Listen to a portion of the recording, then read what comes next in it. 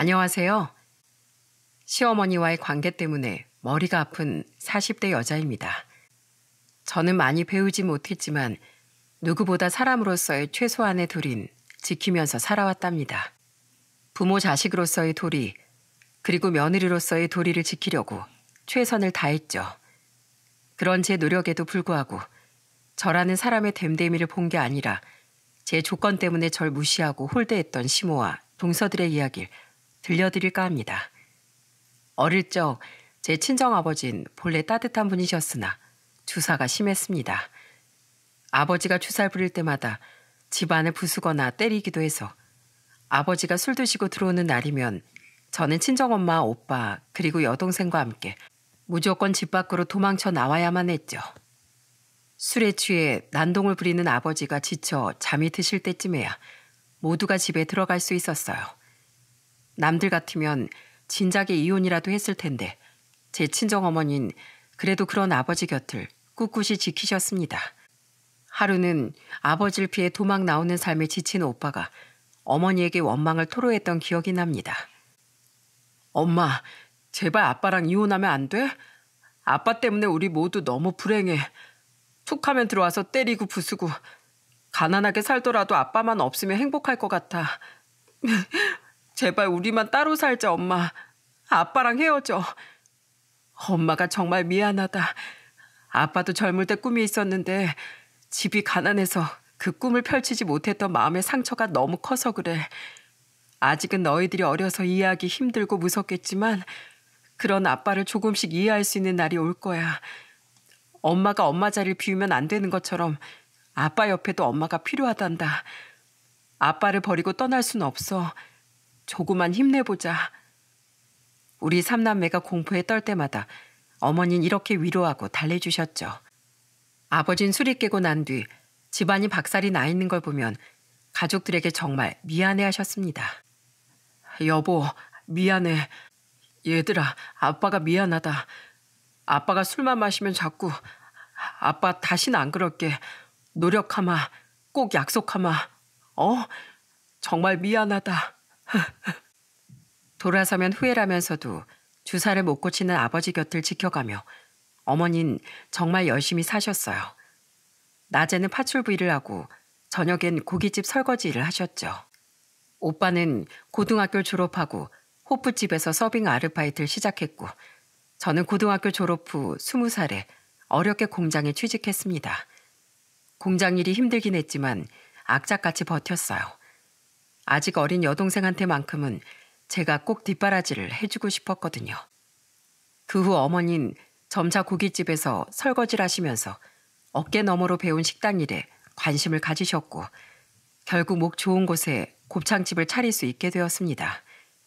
그동안 아버지는 저희 삼남매의 응원으로 독하게 마음먹고 치료를 받아 알코올 중독에서 벗어나게 되셨고 대학 졸업 후에 타지로 취업을 하게 된 여동생을 빼곤 가족 모두가 곱창집 일을 함께 할 수 있게 되었답니다.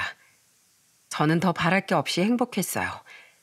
제 오빠도 얼마 뒤 새언니와 결혼해서 행복하게 잘 살게 되었거든요. 그런데 제가 아직 연애를 못하고 있으니 하루는 어머니가 절 재촉하셨어요. 예, 향수가 너 더 늦으면 좋은 남자 만나기 힘들어져. 이제 우리 집에 새아가가 들어와 준 덕분에 일손도 하나 더 늘었으니까 마음 놓고 나가서 데이트도 좀 하고 그래. 엄마, 난 그냥 지금이 딱 좋은데? 얘가 너 무슨 처녀 귀신 될 작정이야? 저번에 네 친구 수미가 소개팅 얘기하는 것 같던데 그때 그 사람 만날 수 있는지 빨리 연락 좀 해봐. 얼른. 어머니의 성화에 못 이겨 전 결국 친구 수미의 소개로 지금의 남편을 만났고 저를 많이 좋아해주는 그 사람에게 저도 마음이 가기 시작해 결혼을 마음먹게 되었습니다. 당시 남자친구이던 남편은 대학을 나와 평범한 중소기업을 다니는 회사원이었어요. 그런 남자친구에 비하면 제가 한없이 부족하게 느껴졌지만 그때마다 절 응원해주는 그 사람이 참 고마웠습니다. 그런데 결혼 전부터 난관에 부딪히기 시작했어요. 어느 날 시모와 남편의 통화 소리를 우연히 듣게 되는 날이었어요. 몰래 지켜보니 꽤나 심각한 얼굴로 통화를 하고 있는 걸 볼 수 있었죠. 어머니, 저 향수기 두고 다른 선자리 절대 안 나가요. 아무리 괜찮다는 여자를 한 트럭으로 데려와도 전 다 싫어요. 이번 토요일에 향수기랑 인사하러 무조건 갈 거예요. 그러니까 이제 집착 좀 버리고 그만 포기하세요. 예비 시모가 절 마음에 안 들어해서 다른 만남을 가져보라고 한다는 걸 알겠더라고요. 절 뒤늦게 발견한 남자친구가 제 손을 잡고 말하더라고요. 무슨 일이 있어도 난 너와 결혼할 거라면서 말이죠. 그리고 며칠 뒤 긴장을 하며 예비 시댁의 결혼 허락을 받으러 찾아갔습니다. 남자친구와 제가 들어가자 찻잔을 차가운 표정으로 내려놓던 예비 시모가 말했습니다. 배운 게 있어야 자식 교육도 잘 시키는 법이고 시댁에 와서도 잘하는 법이지. 아무리 생각해도 성민이 네가 좀 신중했으면 한다. 그런 예비 시모를 꾸짖으며 결혼을 적극 찬성해 주신 건 제 예비 시부였습니다. 아, 이 사람 성민이가 어련히 알아서 좋은 신부감을 데려왔을까. 듣자 하니 어려서부터 열심히 일해서 가족들이 같이 곱창집을 차렸다고? 기특하구나. 난 오히려 그런 네 얘길 성민이한테 듣고 감동받았단다. 그러자 남자친구가 당당하게 말했습니다. 어머니, 아버지, 저 향숙이랑 결혼하고 싶어요. 누구보다 건실하게 잘 살아왔고 부모님에게도 효도할 줄 아는 사람이에요. 두고 보세요. 살면서 지켜보시면 향숙이가 얼마나 진국인지 아시게 될 거예요. 결국 남자친구의 완강한 고집에 상견례까지 가게 되었죠. 그런데 덕담을 나눠야 할 자리에서 시모의 경우 없는 발언이 여과 없이 나오기 시작했습니다. 결혼은 서로 비슷한 수준의 두 집안끼리 만나야 결혼에서도 맞추고 살 수 있는 겁니다. 우리 성민이가 이렇게 기우는 결혼을 고집하니 제가 실은 마음이 쓰리긴 합니다. 그러자 헛기침을 하며 시부가 제 친정 부모님에게 사과했습니다. 제가 사죄드리죠. 아들 셋 중 처음으로 장가 보내면서 시어머니 수업을 처음 받아보니 아직 적응이 안 돼서 그럽니다. 이해해 주십시오. 불편한 상견례가 끝나고 돌아오는 길에 제 오빠 새언니 그리고 여동생은 예비 시댁에서 우리를 너무 무시하는 것 같다며 분통을 터뜨렸어요. 그럼에도 친정 어머니께서 말씀하셨죠. 부부의 연을 맺기로 했으면 너에게 주어진 삶에 최선을 다해 사는 거야. 모두가 내 마음 같을 수 없어. 엄마도 이 모진 세월 다 살아냈잖니. 내 할돌인 죽을 때까지 다 하고 죽는 게 삶이라는 거 명심해라. 친정 어머니의 그 말씀이 제 삶의 유일한 버팀목이 될 줄 몰랐는데 훗날 그 말씀을 떠올리면서 혼자 얼마나 울었는지 모릅니다. 시모의 홀대는 결코 만만치 않았어요. 하다 못해 동서들과 차별을 하더라고요. 제가 결혼한 뒤 제 시동생 둘이 차례로 결혼을 했는데 명문대를 나와 대기업을 다니는 둘째 동서와 명문대는 아니지만 서울에 있는 대학을 나와 광고회사 다니는 셋째 동서를 대놓고 편애했거든요. 제 첫 아이 지환이가 3살쯤 됐을 때 시모의 생신이 되었는데 동서가 둘이나 되니 시모의 생신상을 정성스럽게 차려드려야겠다는 생각이 들었습니다. 그때만 해도 시부모님께 잘해드려야 한다는 생각이 있을 때였으니까요. 시댁에 가기 전 두 동서들에게 연락을 했더니 동서 둘 다 형님이 알려주시는 대로 같이 와서 돕겠다고 하더군요. 그 말만 믿고 손이 많이 가는 갈비찜만 미리 요리해 스티로폼 박스에 담아서 혼자 지환이를 데리고 고속버스를 타러 갔습니다. 택시를 갈아타가고 고속터미널까지 가려니 고생도 그런 고생이 없더라고요. 하필 그때 남편이 지방 출장을 가는 바람에 저 혼자 애를 데리고 가야 하는데 남편의 빈자리를 더 잘 채워야 한다는 생각에 그 길을 내려간 거죠. 그런데 도착하자마자 내가 괜한 짓을 했구나 하는 후회가 밀려왔습니다. 시댁에 도착해보니 시동생 내외는 아무도 안 왔고 시모와 시부만 있는 겁니다. 제가 가져온 갈비찜 박스를 보자 시부가 말했습니다. 큰아가, 혼자 이걸 다 해갖고 온 거냐? 아이고 고생스럽게. 지환이도 고생했다. 어서 앉아서 좀 쉬거라.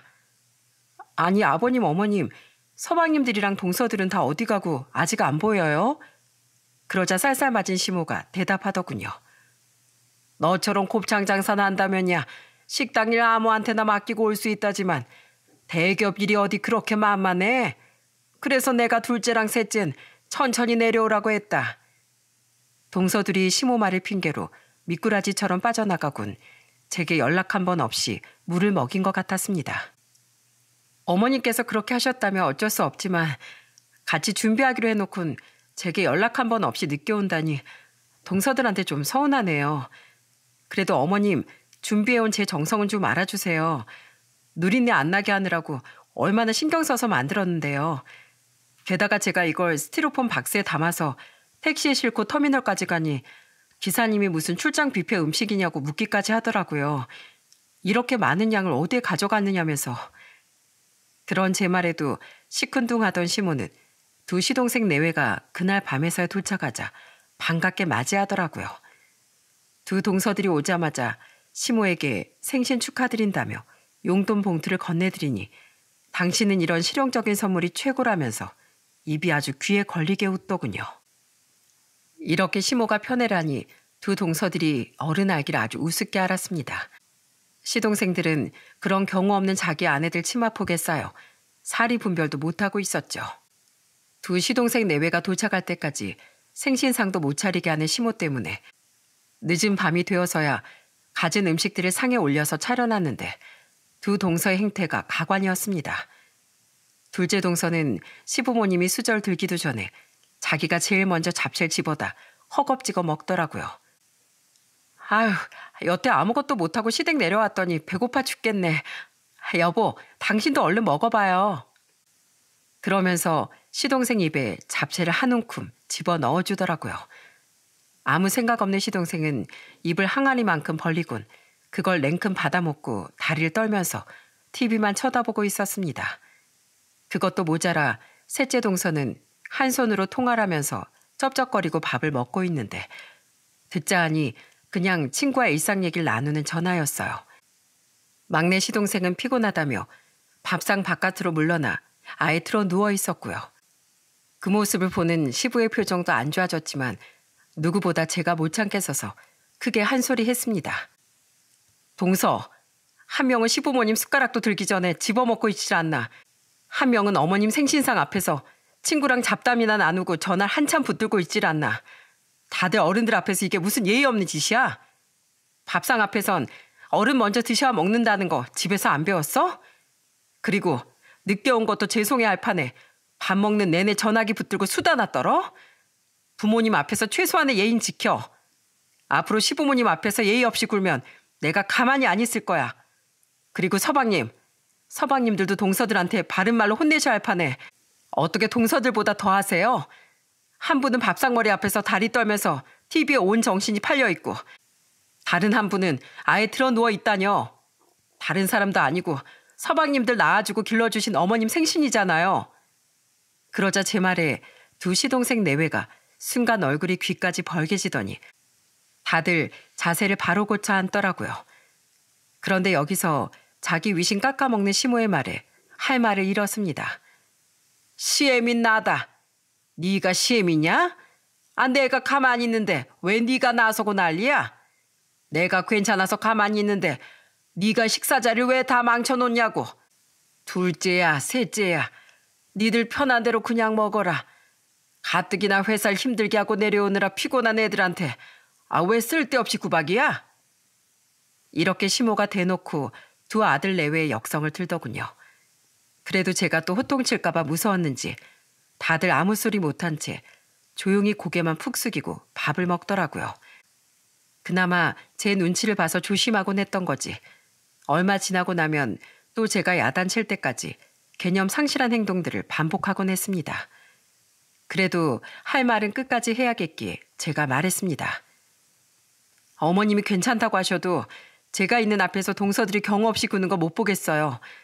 저 때문에 언짢으셨다면 죄송하지만 우리 집안의 맏며느리로서 바른 말은 해야겠어요. 동서들 잘 들어? 앞으로 내가 있는 한 우리 집에서 위아래 없이 말하거나 행동하는 거 내가 용납 못해. 알아들었어? 그리고 서방님들도 부모님 앞에서 예의는 꼭 지켜주시고 조심해 주세요. 제 말에 시부가 분위기 정리를 하시더라고요. 그래, 우리 집안의 맏며느리 역할 네가 잘해주니 그래도 중심이 잡히는 거지. 다들 지환이 애미 말 잘 들었지? 앞으로 이 시애비 대신해서 우리 집안의 어른 역할 할 사람은 지환 애미랑 지환 애비니까 큰형님 내 말 꼭 명심하도록 해라. 우리 큰며느리 음식 준비하느라 고생했는데 이제 어서 먹자꾸나. 그런데 끝내 꽁한 속을 풀지 못한 시모가 제 갈비찜엔 끝까지 한 입도 되지 않았습니다. 제 정성 따윈 안중에도 없는 시모를 보면서 설거지를 할 때 남아있던 갈비찜을 몽땅 쓰레기통에 쓸어다 버리곤 두 번 다시 이런 궁상맞은 노력 따위 하지 않겠다고 다짐했죠. 이렇게 시댁일이라면 빠져나가기 좋아하고 경우도 모르는 둘째 동서와 셋째 동선 자랑질을 하며 학벌 낮은 사람들을 무시하는 말을 할 때 보면 서로 정말 죽이 잘 맞았어요. 한 번은 시모가 시동생의 근황을 얘기하는 겁니다. 우리 둘째 성준이 요번에 부장 승진한 거 다들 들었지? 준서애미 바쁜 직장생활 하면서 내조하느라 고생 많았다. 역시 마누라가 똑똑해야 내조도 잘하는 법이야. 그러자 셋째 동서가 말하더군요. 어머, 형님 축하드려요. 형님 이제 보니까 완전 내조의 여왕이시네요. 저도 그 비법 좀 알려주세요. 뭘 또 내조의 여왕까지. 우리 준서 아빠가 대단한 거지 뭐. 우리 준서 아빠 승진 기념으로 무슨 선물을 하나 해줄까 내가 요즘 행복한 고민 중이야. 잘 됐네 형님. 제가 이번에 새로 광고하게 된 건강식품이 하나 있어서 가져와 봤는데 아주버님 승진 기념 선물로 하나 드릴게요. 어머님 아버님도 넉넉히 드실 만큼 제가 많이 가져왔어요. 저희 회사가 보통 회사인가요? 광고 쪽으로 워낙 파워가 있잖아요. 다들 우리 회사한테 광고 맡기지 못해서 안달인데 대충 허접하게 만든 건 저희가 받지도 않는다니까요. 저 믿고 한번 드셔보세요. 이렇게 서로 자랑질할 때마다 이런 유치한 말장난에 장단 맞출 것도 아니지만 또 가만히 있으면 이것들이 저를 더 꽂아 놓은 보리자루 마냥 취급할 것 같아 끼어들어 말했습니다. 남편 성공시키고 자기 일 열심히 하는 건 정말 좋은 일이지. 그런데 내조도 성공도 모두 부모님이 있기 때문에 가능한 거 아니야? 가정이 먼저지 일이 먼저는 아니잖아. 내 남편 나 길러준 시부모님 잘 찾아뵙고 가족끼리 잘 모이는 게 최우선인 걸 명심해야지. 그러자 불쑥 둘째 동서가 구차스런 변명을 시작했습니다. 죄송해요 형님. 제가 요즘 매일 야근에 만성 피로라 잘 못 내려왔어요. 이게 다 요번에 새로운 신입 때문이에요. 처음으로 지방대 출신을 받아봤는데 일머리가 너무 떨어지는 거예요. 아주 내가 그런 둔탱이를 가르치면서 일하려니까 일이 몇 배가 늘었어요. 이러니 스카이 밑으로 안 뽑으려고 하지. 고졸은 더더욱 안 뽑고. 어머, 형님, 지방대 출신을 뽑아줬어요? 정말 힘드시겠다. 그 마음 알죠. 저희 회사에도 얼마 전에 고등학교 중퇴인데 검정고시 봐서 대학 나온 애가 하나 들어왔거든요. 근데 제대로 공부해서 인서울 나온 애들이랑 확 비교되더라니까요. 이러니 학벌을 안 따질 수가 없는 거예요. 아유, 정말 가방끈 짧은 것들이랑은 말도 섞기 싫어요 정말. 둘째 동서와 셋째 동서의 말을 듣던 시모가 한술 더 떴습니다. 그래, 송충인 솔잎을 먹고 살아야 한다고. 고졸이면 고졸 출신 일밖에 못하고 사는 거고 명문대라도 나와야 그런 큰 회사에서 일을 할 수 있는 게지. 장사해 먹으면서 몸으로 때우는 사람들하고 공부 많이 해서 대기업 다니는 사람들하고 같을 수가 있어야지. 대기업 직장 생활을 해봐야 세상 돌아가는 센스도 아는 거다. 누구처럼 평생 직장 생활을 못 해보면 그런 눈치도 없다고. 대학 못 나온 무식한 사람은 세상 돌아가는 눈치도 없고 센스도 없다는 말을 들으라는 식으로 얘기하다니 아무리 바보라도 이건 저를 저격한 말이라는 걸 알 수 있었습니다. 배우만큼 성공하는 것도 맞고 센스 좋은 것도 맞죠.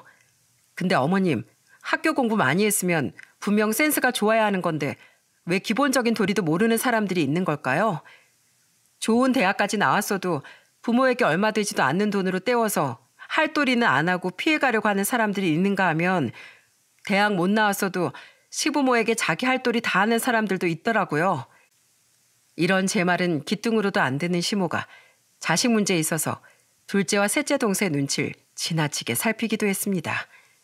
한 번은 식당에 외식하러 나갔다가 애들 식사 문제로 실랑이가 벌어지게 되었어요. 애들은 각자 자기 앞으로 함박스테이크 하나씩 시켜서 먹었는데 준서가 함박스테이크를 한 덩이 더 달라고 하는 겁니다. 그러자 시모가 수아랑 같이 노느라 정신없는 제 딸 지민이의 스테이크 반 덩어리를 준서에게 줘버리는 거예요. 아직 한 입밖에 못 먹고 노느라 정신 팔려서 먹지도 않고 있던 제 딸의 스테이크를 말이죠. 물론 제가 지민이 걸 더 시키면 되는 일이었지만 시모가 평소 제 아이들만 제쳐두고 행동하시는 모습에 늘 속상했던 제가 말했습니다. 어머님, 우리 지민이가 돌아오면 지 거 누가 가져갔냐고 울고불고 할 텐데요. 준서야, 네가 지민이보다 오빠니까 조금만 참아. 아니면 어머님이 준서 거 하나 더 시켜주시던가요. 그러면서 지민이 스테이크를 도로 제 앞으로 가져와 버렸습니다. 예, 여자애가 많이 먹으면 살만 찌고 뭐 좋다고. 그냥 좀 덜어주면 될 걸 가지고. 여자애들 살찌면 안 좋긴 하죠. 그럼 수아가 지민이보다 동생이니까 아무래도 덜 먹겠죠? 동서, 수아 살찔까 봐 어머니 걱정하시는데 수아 거 좀 준서한테 덜어줘. 유치하긴 했지만 여자애들은 살찌면 안 되니 양보해도 괜찮다는 논리를 펼치는 시모에게 물러서고 싶지 않았어요. 이 모습을 보고 있던 시부가 나섰죠. 어른이 좀 더 넉넉히 시켜주면 될 걸 가지고 애들 음식을 서로 나누느라 그러고 있어. 어이구, 당신이 얼른 하나 더 시켜. 이뿐만이 아닙니다.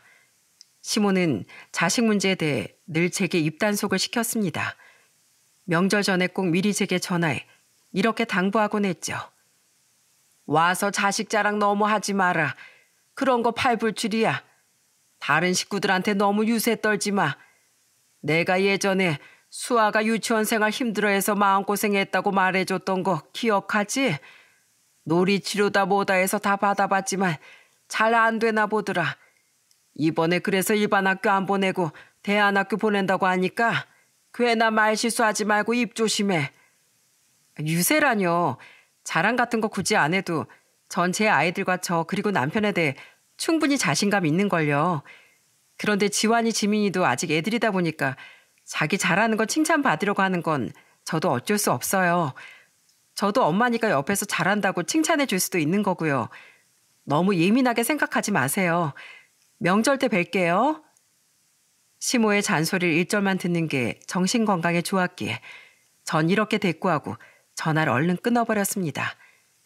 아무리 그래도 만나게 되면 자연스레 아이들 근황 얘기도 나오곤 했죠. 시부가 손주들마다 안부를 물었으니까요. 우리 손주들 잘 지냈지? 우리 지환이, 지민이, 제일 큰 녀석들 그새 더 의젓해졌네. 요새 학교는 좀 어때? 공부하는 건 재밌어? 요즘은 무슨 재미있는 걸 배우나? 할아버지, 저 지민이랑 둘이 이번에 영재교육원 시험 쳐서 붙었어요. 시험은 어려웠는데 운이 좋았나 봐요. 거기 가면 재미있는 실험 많이 한다고 해서 꼭 가고 싶었거든요. 그래서 신나요. 그러자 영재교육원이 뭐 하는 곳인지도 모르는 시모가 영재라는 글자가 들어간 것만 보고 정색을 하더라고요. 영재니 뭐니 벌써부터 그런 거 시키는 사람들 그거 다 부모 자격지심이야. 우리 수아단이는 인성교육에 힘쓴다는 그 대안학교 같은 그런 곳 얼마나 좋냐. 뭐니 뭐니 해도 인성교육을 잘 시켜야지. 영재 그딴 게 뭐가 중요해. 남편은 그런 시모의 말에 황당해하며 말했습니다. 어머니, 지환이 지민이 나름 열심히 준비해서 다니게 된 곳인데 그냥 잘했다는 칭찬 한마디 해주세요. 지금 애들이 신나서 얘기하잖아요. 또 무엇보다 애들이 너무 가고 싶어 해서 들어간 곳이고요. 저희가 무슨 유난을 떨었다고 그러세요? 저도 두 동서들과 시모를 번갈아 보며 한마디 했습니다. 어머님, 누구보다 공부 많이 한 동서들이 애들 영재교육원 정도 다니는 걸 유난이라고 생각해서 안 보내는 줄 아세요? 동서들, 그거 유난 떠는 걸 안 보내는 거 아니잖아. 애들이 똘똘하고 또 원하면 보내는 거지. 안 그래? 그리고 남의 애들 공부 잘해서 잘 됐다는 얘기에 발끈하는 거 그거야말로 진짜 자격지심이에요. 누가 뭐라고도 안 했는데 발끈한다는 게 증거죠. 어머님, 그렇게 흥분하시는 거 보니까 누가 보면 자격지심 있는 줄 알겠어요. 너무 그러시면 오해받아요. 어머님한테 지환이 지민이가 꼭 남의 손주 같잖아요. 제 말에 시모와 동서 둘 모두 쓴웃음을 지으며 아무 말도 못하더군요. 또 한 번은 이런 일이 있었어요. 둘째 동서의 아들 준서가 우리 키 큰 지환이를 부러워하며 말하는 겁니다. 우와, 형아, 키가 몇이야? 9세 더 컸다. 와, 형아 발은 왜 이렇게 커? 신발이 대체 몇이야? 어? 나? 240 신어. 넌 몇인데? 형 발 진짜 크다. 난 아직 190인데. 아직 조그맣고 귀엽네. 학년 올라가면 키도 크고 발도 같이 커져. 걱정 마. 그런데 아직 조그맣고 귀엽다는 지환이 말에 준서가 눈물을 뚝뚝 흘리기 시작하는 겁니다. 초등학교 5학년 또래보다도 키가 큰 지환이가 보기에 준서는 아직 작고 귀여워 보인다는 뜻이었는데 준서가 그 말에 속이 상했나 봅니다. 그러자 둘째 동서가 절 쏘아보면서 형님은 어떻게 그런 말을 하도록 지환이를 내버려 두냐며 준서를 안고 나가버리더군요. 옆에 있던 시동생도 자기 와이프를 따라 나가버리고요. 그러자 시모가 더 화를 냈습니다. 넌 가족 간에 할 말 안 한 말 구분도 못해? 네 애한테 그런 교육도 안 시켜놓냐고. 에휴 진짜 눈치 없는 것들 같으니라고. 시부와 남편이 중재할 틈도 없이 이미 식사 분위기가 엉망이 되어버렸으니 더는 식사할 상황이 아니었죠. 시부가 얼른 계산을 마친 뒤 남은 가족 모두 시댁에 들어갔습니다. 애들끼리 주고받은 얘기 하나 갖고 이렇게 식사 자리가 파토까지 날 만한 일은 아니라고 생각한 전 가족들 앞에서 진지하게 말했어요. 그동안 어머님이 저한테 전화해서 준서엠이 상처받거나 준서 기죽지 않게 조심하라고 늘 입단속했지만 전 조심하더라도 지환이는 아직 아이예요. 지환이는 그저 귀엽다는 뜻으로 한 말인데 준서가 울어버릴 줄 알았겠어요? 애들끼리 얘기 나누다 이런 봉변은 당할 거라고 누가 예상이나 할 수 있느냐고요. 그리고 동선 자기 애 운다고 어른들 다 계신 식사 자리 박차고 나가버리는 이런 못배운 행동밖에 못해? 예민한 동서의 어머니까지 이러면 저랑 지환이 숨 막혀요. 남편도 화를 냈습니다. 가족 모임이 이렇게 불편해서의 원. 재수 씨, 그리고 어머니, 우리가 애들 입조심까지 시키면서 만나야 돼요? 이런 모임이라면 우리 이제 못 옵니다. 지환이랑 지민이가 놀라서 움츠러든 걸 보니 나도 내 처자식한테 미안해서 못 오겠어. 제일 큰형의 화에 두 시동생 내외는 아무 소리를 못하고 떨떠름한 표정으로 앉아있더군요. 가시방석에 앉은 것보다 더 불편했던 그날의 모임을 뒤로하고 집에 돌아온 남편이 말했습니다. 여보, 미안해. 저런 속 좁은 여편 애들한테 휘둘려서 아까리 못하는 내 동생 놈들도 한심해 죽겠고 우리 엄마 언행도 눈뜨고 못 봐주겠어. 정말 내가 너무 미안하다. 다 똑같은 손주들인데 잘 커가는 모습 칭찬은 못해줄 망정 며느리 눈치 살피느라 설설 기는 모습이 진짜 다들 가관이야. 앞으로 당신이 우리 집에 가기 싫다고 해도 난 그 심정 이해해. 아니, 당신이 가자고 해도 이제 내가 싫다고 할 판이야. 시댁에서 이런 일이 있을 때마다 제게 진심으로 미안해하는 남편을 보면서 화가 나는 마음을 잊으려고 노력했습니다. 시댁에서의 불쾌한 기억들을 잠시 잊고 지내던 어느 날이었어요. 그날따라 친정 어머니 안색이 너무 안 좋으신 거예요. 아무래도 신경이 쓰여서 그날 식당 문을 닫고 진지하게 어머니한테 물어봤죠. 엄마, 솔직하게 얘기해. 무슨 일이야? 오늘 정말 영 안색이 안 좋고 누가 보면 세상 근심 혼자 다 떠안는 사람인 줄 알겠어. 실은 내가 너희들 걱정할까 봐서 그냥 조용히 혼자 알아보고 처리하려고 했는데 그게... 그러자 친정아버지와 오빠, 새언니가 그리고 잠시 휴가를 내고 와 있던 여동생이 모두 어머니에게 무슨 일인지 다 말해달라고 재촉했습니다. 그리고는 마른 하늘에 날벼락 같은 소식을 듣고 말았죠. 다들 너무 놀라지 마라. 오늘 병원 가서 들었는데 내가 유방암이란다. 아직은 초기래. 빨리 수술하면 예후도 좋고 살 수 있다고 해서 그냥 나 혼자 조용히 수술받고 해결하려고 했지. 그런데 나도 모르게 걱정하는 게 티가 났나 보다. 미안하다 얘들아. 아니 이 사람 그게 가족들한테 숨기고 혼자 살 수 있는 일이야? 평생 나 때문에 고생하고 살더니 다 내 잘못이다. 그러게 내가 젊어서부터 정신 똑바로 차리고 살았으면 니들 엄마가 이렇게 고생도 안 하고 병들지 않았을 텐데. 그러자 새언니가 가족들을 달래며 말했습니다. 아버님, 어머님, 저도 하늘이 무너져 내리는 심정이지만 그래도 우리 희망을 가져요.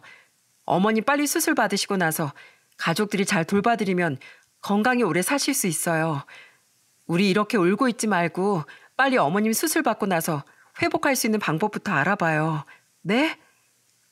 친정 어머니는 최대한 빨리 날짜를 잡아 수술을 받았고 다행히 수술은 잘 끝났습니다.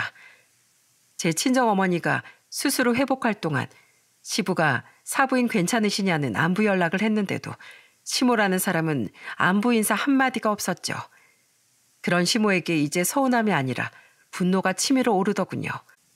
회사 일보다 장모님 건강이 더 중요하다며 조퇴까지 해서 제 친정어머니 병관을 도와주는 남편에겐 고마웠지만 시댁엔 점점 정이 떨어질 대로 떨어져 버렸습니다.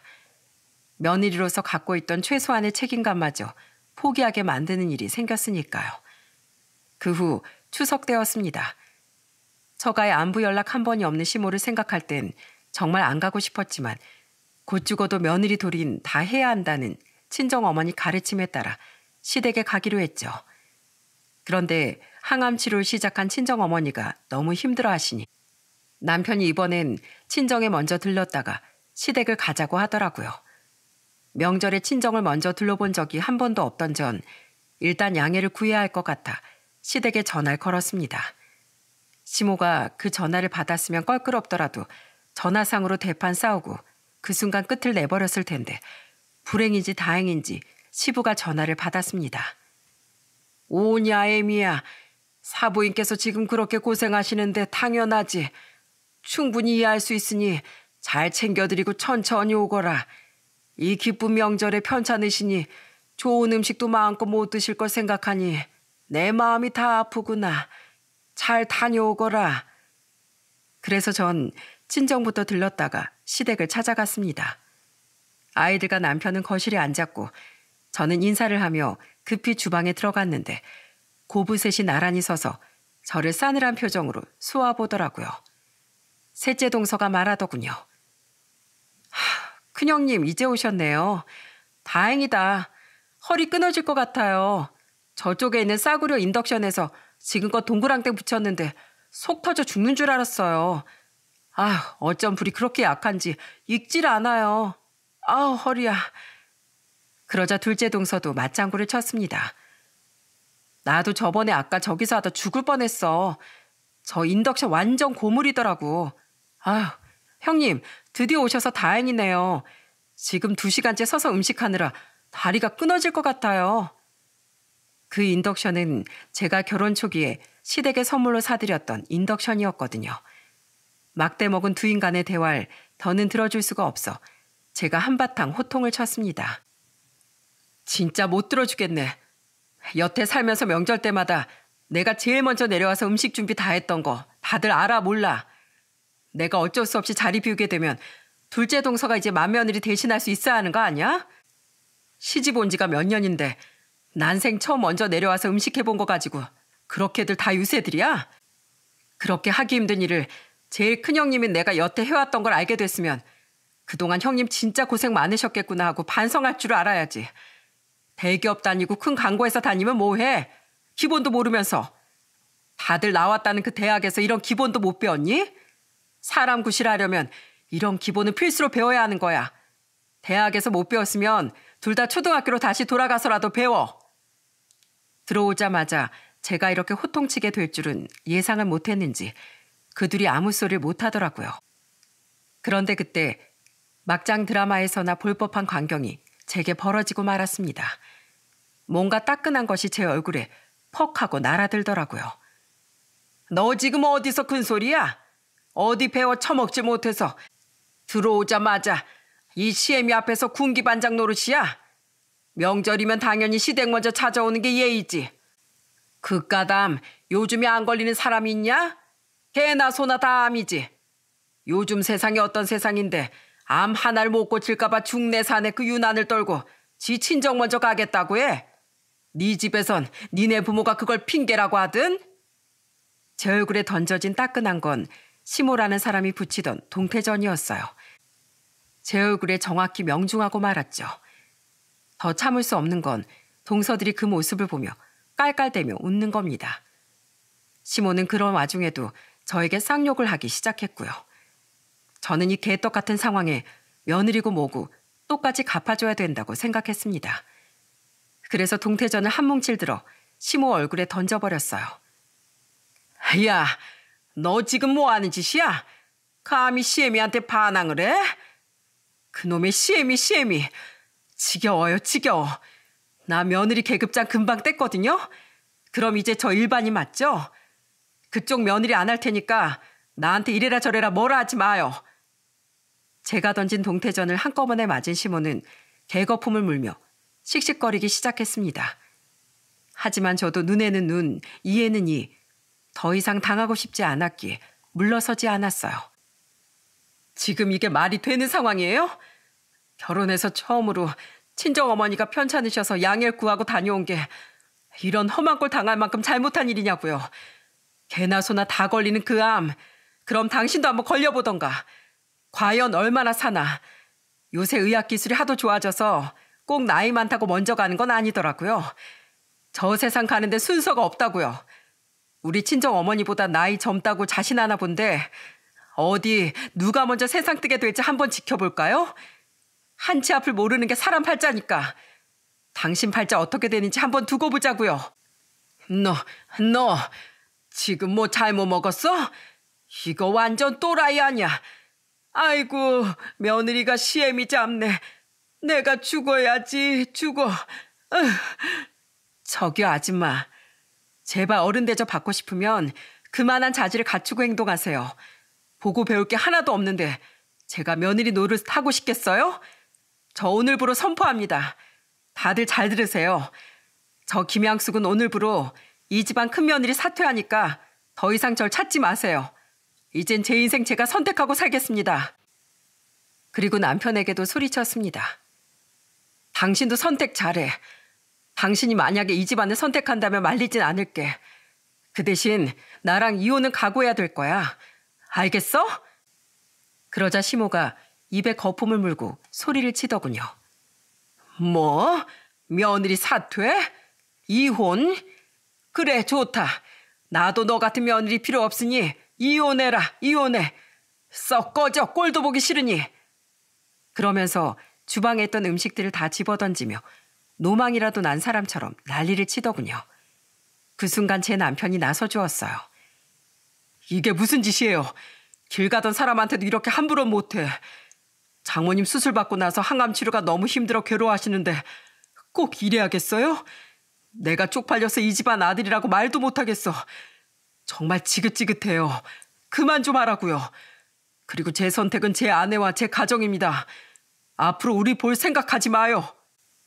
남편은 저와 아이들을 데리고 그 길로 시댁을 나와버렸습니다. 그렇게 우린 3년 동안 왕래를 하지 않았어요. 쌍욕을 하면서 시댁에 안 오냐, 네가 내 아들하고 사이 갈라놓냐 협박을 해도 저는 무시로 대응했습니다. 상대하고 싶지 않았거든요. 시부만 따로 만나 식사를 대접해드리고 용돈을 드리는 정도였죠.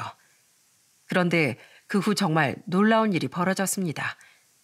계집의 말은 5, 6월에 설이 온 것 같다고 하죠.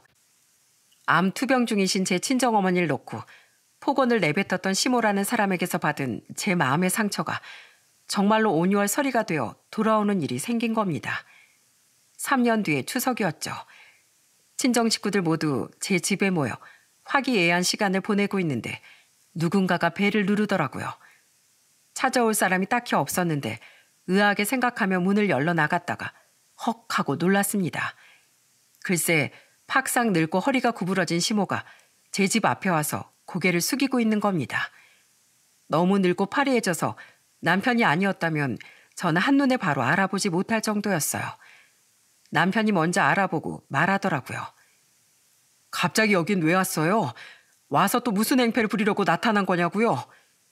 그러자 시모가 천천히 고개를 들고 떨리는 목소리로 말했습니다. 지환이, 애미, 애비야, 나다. 너희 없는 동안에 내가 참 많은 생각이 들더구나. 너무 보고 싶어서 이렇게 찾아왔다. 이제 와서 보고 싶다는 말을 하는 그 시모 얼굴을 쳐다보기도 싫어서 제가 말했습니다. 있을 땐 그렇게 함부로 하더니 이제 와서 보고 싶었다고요?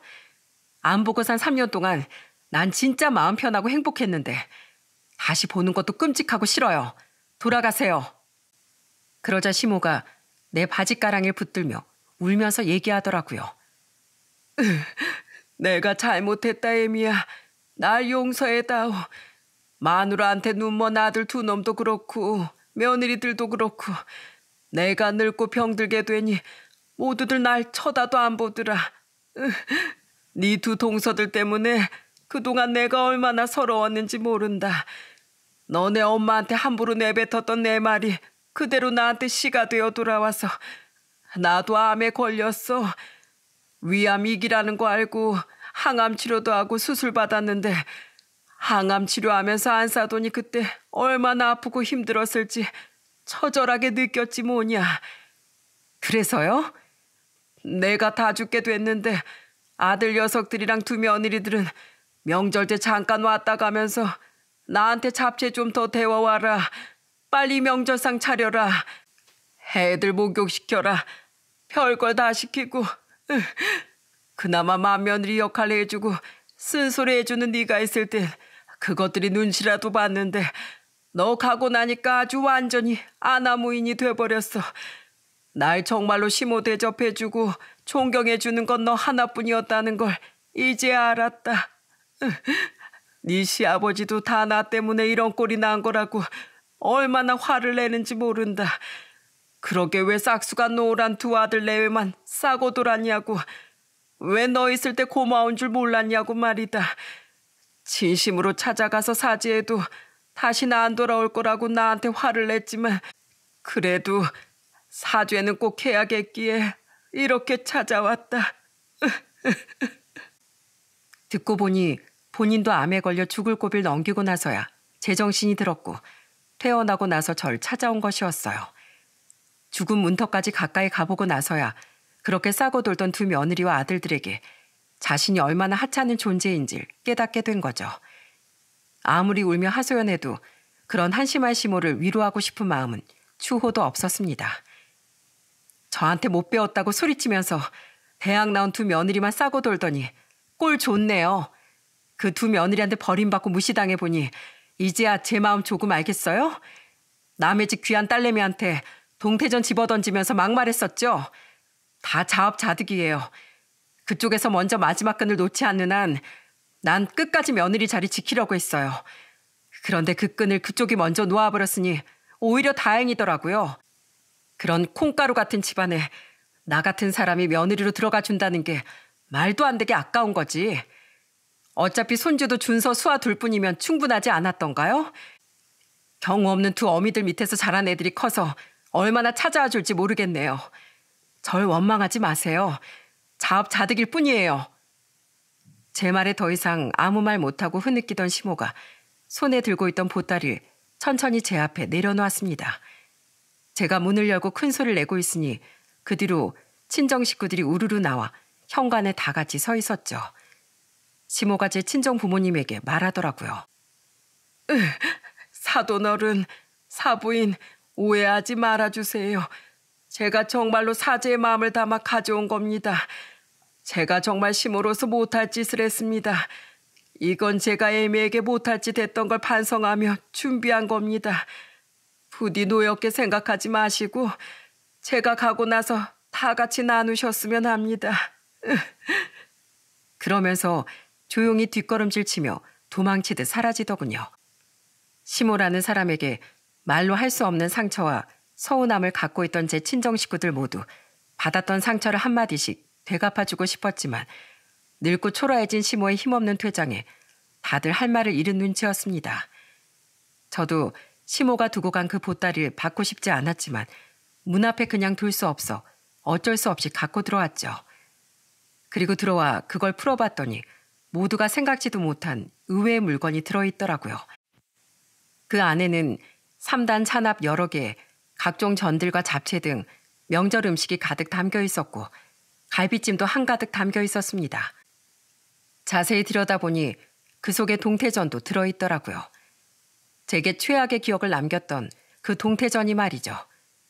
과연 그것들을 먹어야 할지 말아야 할지 망설여졌지만 사제의 마음을 담아 만든 음식을 함부로 버리면 안 된다면서 그날 제 친정어머니가 상에 올리셨습니다. 예상하지 못한 상황에 그날은 다들 추석 음식을 먹으며 얼마간 말이 없었답니다. 그날 이후로 저도 생각이 많아지더군요. 저도 자식을 키우는 부모로서 아들이 아깝다고 생각한 시모의 심정은 충분히 이해합니다. 하지만 가정을 사랑해서 지키려고 애썼던 제 진심을 짓밟으면서까지 상처를 냈던 시모의 언행은 결코 이해하고 싶지 않습니다. 다만 인과 자책이라는 말이 있죠. 자기 잘못을 뉘우치고 자신을 반성한다는 말이요.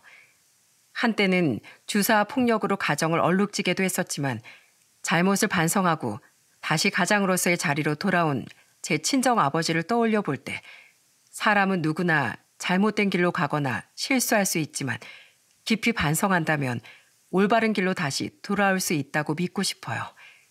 하지만 당분간은 지켜볼 생각입니다. 지금은 시동생들하고 동서들에게 서운한 것들을 제게서 위안을 삼고 싶은 마음인 걸 누구보다 잘 알고 있거든요. 좀 더 지켜보고 시모와 며느리 관계 이전에 사람과 사람으로서 상대할 수 있고 대화가 통할 때 그때 다가갈 생각입니다. 아직은 갈 길이 멀지만 언젠간 오겠죠. 뭐 오지 않는다면 인연이 아닌 거라고 생각하겠습니다. 다행히도 제 친정엄만 병세가 많이 좋아지셨어요. 이대로만 간다면 몇 년 뒤 완치 판정을 받을 수 있을 것 같습니다. 시모 또한 치료를 잘 받아 일상생활 하는데 전혀 지장이 없다고 하더라고요. 시아버지가 연락을 주셔서 근황을 말씀해 주시곤 한답니다. 제발 집안의 중심인 어른으로서 중간에서 어른답게 현명한 모습을 보이길 바랄 뿐이네요. 그래서 양가 집안이 아프지 않고 좋은 일만 제발 일어날 수 있는 날이 왔으면 좋겠습니다. 사연투부 시청자들도 주어진 삶의 역할과 도리에 최선을 다하시면서 진심으로 뉘우치고 돌아오는 사람들과 서로 화목하게 사시길 바라며 제 사연을 이만 마치겠습니다. 들어주셔서 감사합니다.